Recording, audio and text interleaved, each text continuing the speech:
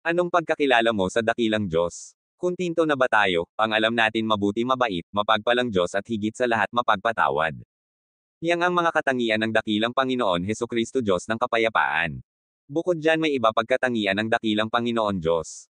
Tere alamin natin ayon sa Roma Kapitulo 12 versikulo 19. Huwag kayong mga gigantihan, mga iniibig, kundi bigyan ninyong daan ang galit ng Diyos, sapagkat nasusulat, akin ang paghihiganti, ako ang gaganti, sabi ng Panginoon. Ito pa ang mga talata ayon sa Juan Kapitulo 3 versikulo 36. Ang sumasampalataya sa anak ay may buhay na walang hanggan, ngunit ang hindi tumatalima sa anak ay hindi makakakita ng buhay, kundi ang puot ng Diyos ay sama sa kanya.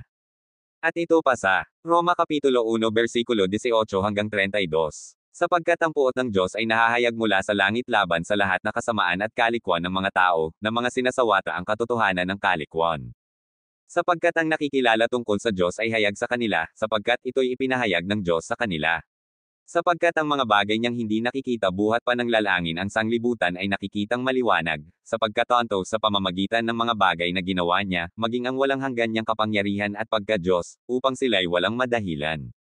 Sapagkat kahit kilala nila ang Diyos, siya'y hindi niluwalhati nilang tulad sa Diyos, ni pinasalamatan, kundi bagkus ni walang kabuluhan sa kanilang mga pagmamatuwid at ang mangmang nilang puso ay pinapagdilim. Ang mga nangagmamarunong ay naging mga mangmang. At pinalitan nila ang kaluwalhatian ng Diyos na hindi nasesira, ng isang katulad ng larawan ng tao na nasesira, at ng mga ibon, at ng mga hayop na may apat na paa, at ng mga nagsisigapang. Dahil dito'y sa karumihan ng mga pita ng kanilang mga puso ay ibinigay sila ng Diyos sa kahalayan, upang alisan nila ng puri ang kanilang mga katawan sa kani-kanilang sarili. Sapagkat pinalitan nila ang katotohanan ng Diyos ng kasinungalingan, at sila'y nagsisamba at nangaglingkod sa nilalang kay Alang, na siyang pinupuri magpakailanman. Siya nawa. Dahil dito'y ibinigay sila ng Diyos sa mga mahahalay na pita, sapagkat pinalitan ng kanilang mga babae ang katutubong kagamitan niyaong nalalaban sa katutubo. At gayon din naman ang mga lalaki, na nang iwan na ang katutubong kagamitan sa mga babae, ay nangagningas sa kanilang karumihan ng pita ang isa't isa, na gumagawa ng kahalayan ang mga lalaki sa mga kapwa lalaki, at tumatanggap sa kanilang sarili ng kagantihan ng kanilang pagkakamali. At palibhasa'y hindi nila minagaling na kilalanin ang Diyos, ibinigay sila ng Diyos sa isang maalay na pag-iisip, upang gawin niyaong mga bagay na hindi nangararapat. Nangapuspos sila ng buong kalikwan, ng kasamaan, ng kasakiman, ng kahalayan, puspos ng kapanaghilian, ng pagpatay sa kapwa-tao, ng pagtatalo, ng pagdaraya, ng mga kasamaan, mga mapagupasala. Mga mapanirang puri, mga napupuot sa Diyos, mga manglalait, mga palalo, mga mapagmapuri, mga mangangathan ng mga kasamaan, mga masuwean sa mga magulang. Mga haling, mga hindi tapat sa tipanan, mga walang katutubong paggiliw, mga walang habag.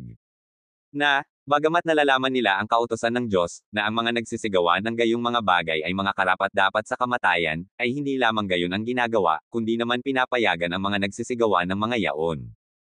Hayan guys, malinaw na galit ang dakilang Diyos sa mga makamundong gawa ng mga taong. Hindi ang Diyos ang sinusunod, kundi ang kaaway ng dakilang Diyos. Unang Juan Kapitulo 2 versikulo 15 hanggang 17 Huwag ninyong ibigin ang mundo o ang mga makamundong bagay. Ang umiibig sa mga ito ay hindi umiibig sa Ama.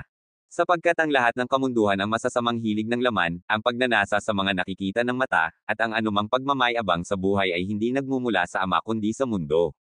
Ang mundo at lahat ng bagay dito na hinahangad ng tao ay mawawala, ngunit ang taong sumusunod sa kalooban ng Diyos ay mabubuhay magpakailanman. Sino ang kaaway ng dakilang Diyos na nasusunod ng tao na tinutukoy na makamundo? Sino siya? Ang nasusunod na naghahari sa makamundong gawa? Comment lang po dyan sa baba. Maraming salamat po. God bless you all.